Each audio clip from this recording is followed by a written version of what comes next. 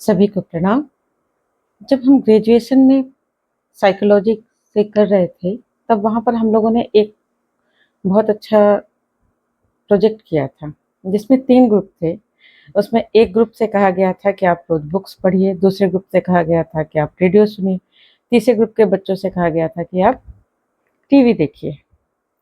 जब रिज़ल्ट आया, पहले भी तीनों बच्चों का ईईजी वगैरह हो गया था, फ़ोकस लेवल चेक हो गया था। कुछ क्वेश्चन सेट होते हैं जिससे हमें पता पड़ता है कि बच्चों का फ़ोकस क्या है, सारी चीज़ें हो गई थी।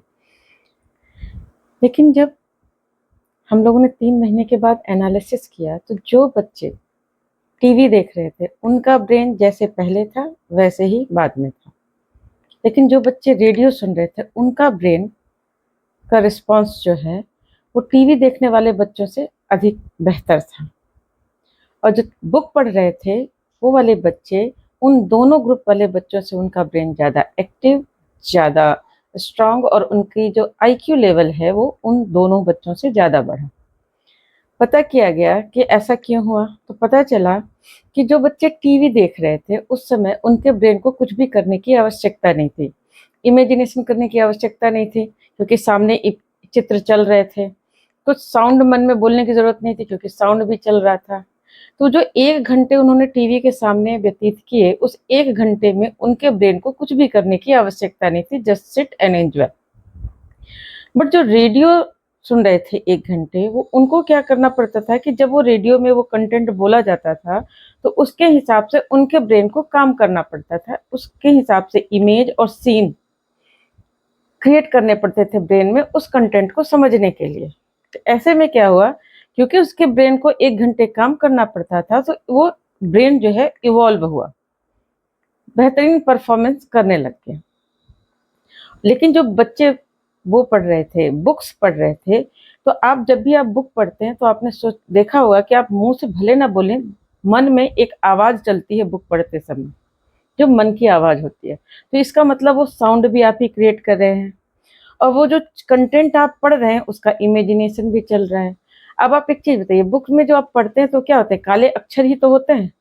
उन काले अक्षर को समझकर एक सेंस निकालना और उस कंटेंट को समझ के इमेजिनेशन करना, मतलब ब्रेन को कितना अधिक व्यायाम करना पड़ता है, कितना अधिक काम करना पड़ता है।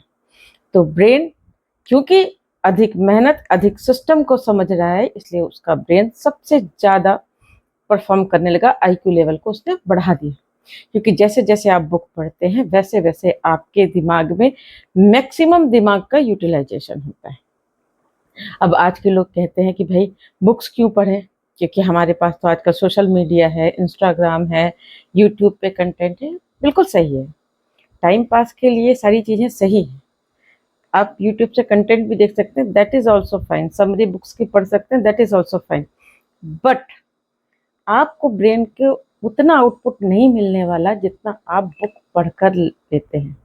जब आप बुक पढ़ते हैं, मान लीजिए सपोज़ मान के चलिए आपने समय प्रबंधन की एक बुक उठाई, या मैं क्या हूँ की एक बुक उठाई। जब आपने बुक उठाया तो आपको कोई डिस्टर्बेंस नहीं आएगा, कोई पॉपअप नहीं आएगा, कोई सोशल मीडिया का कंटेंट पॉपअप नहीं होगा जो आपका ध्यान भटकाएगा।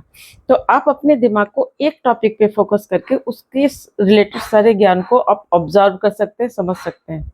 बट लेकिन जब आप मोबाइल में कोई कंटेंट देखते हैं, तो आप फ़ोकस नहीं रह सकते, क्योंकि आपके डिजिटल फुटप्रिंट के हिसाब से वो कुछ न कुछ आपको पॉपअप करता रहेगा। कोई फ़ोन आ जाएगा, कोई इंस्टाग्राम का कोई पॉपअप आ गया, कोई फ़ेसबुक का पॉपअप आ गया, कोई यूट्यूब का आ गया। आपका ध्यान, पता चला आप गए तो पढ़ने थे, लेकिन 10 मिनट भी आप नहीं पढ़ पाए, उसके बाद आपने 2 घंटे सोशल मीडिया के अन्य कंटेंट को देखने में निकाल दिया।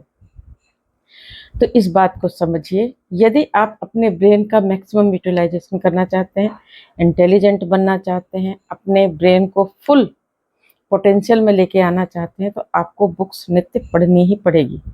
अच्छी पुस्तकों का स्वाध्याय आपके लिए अमृत है। भगवान श्री कृष्ण ने जो गीता अर्जुन को सुनाई थी, वो गीता आपके पास भी उपलब्ध है। उस गीता को पढ़कर आप अपनी मार्गदर्शन अपने जीवन में प्राप्त कर सकते हैं।